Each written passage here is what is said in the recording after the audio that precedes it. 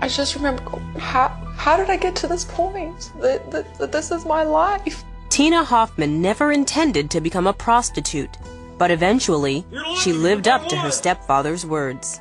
I remember my stepdad telling me when I was little, oh, you're just going to grow up and be a whore like your mother.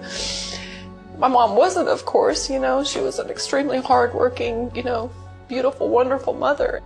After enduring years of verbal abuse, Tina's self-image was crushed. I just started really kind of hating myself. And I would excel at everything that I did and just try, I would try to overcompensate, I think, and try to do the right thing. When Tina began college, she was ready for a fresh start in life. But things didn't turn out as she'd planned.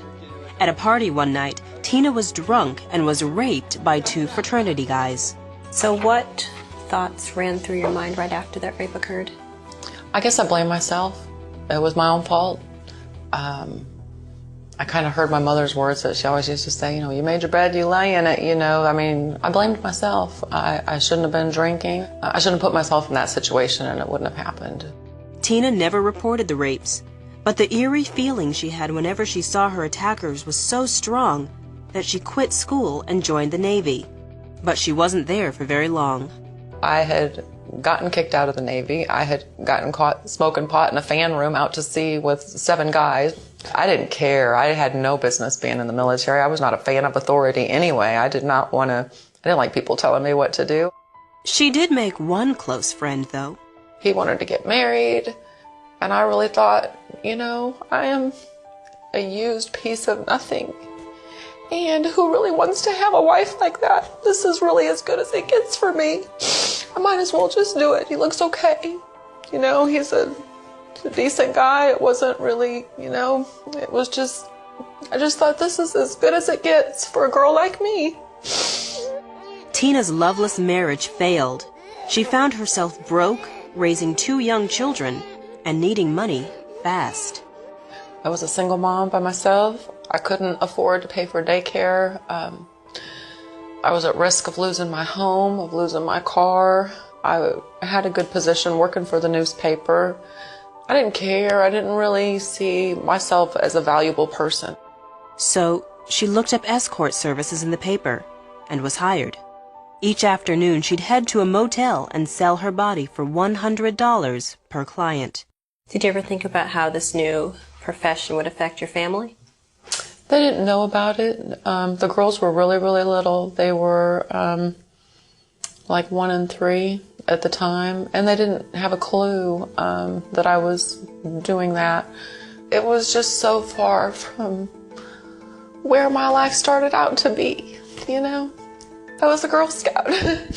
I remember, that went through my head all the time. On my honor, I will try to serve God. And I knew that I wasn't. One night, Tina thought she'd smoke a joint while waiting for her next client, but she couldn't find it.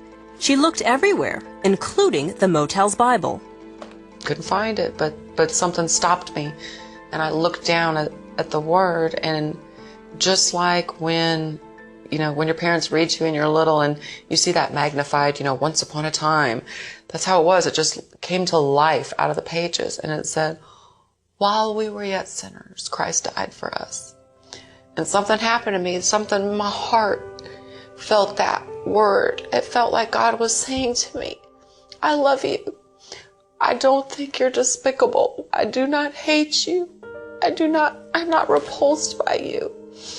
I just felt that love and that forgiveness, and it's not really something that I had ever known from God before. I just always thought he was, a mean God, who was there to punish me when I did wrong. And for so many years there lately, I had just done so wrong that I thought, he could not stand me. And all of a sudden, just the love of the Father came over me. I just got down on my knees by the side of the bed, and I just cried years and years and years of just all of this stuff. And it's just, I'm sorry, and that kept coming back to me. All the while, though, you're waiting for your next client to come in. Oh, yeah. And I walk out, and he's walking in, and I'm like, see ya. Then months later, she had another encounter with God.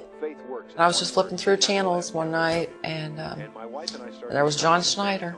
There was Bo Duke, and he was talking about Jesus, and I thought, he's a cool guy. Why is he talking about Jesus? After the interview, Pat Robertson gave an invitation to receive Jesus. And since Tina had never actually taken that step, she prayed along with him. And again, just like that night in my motel room, it came down. And something happened in me. Something changed. I felt cleansed. And I woke up the next morning and walked outside, and it was, I understand now what a born-again experience is. It's been over 15 years, and Tina hasn't looked back.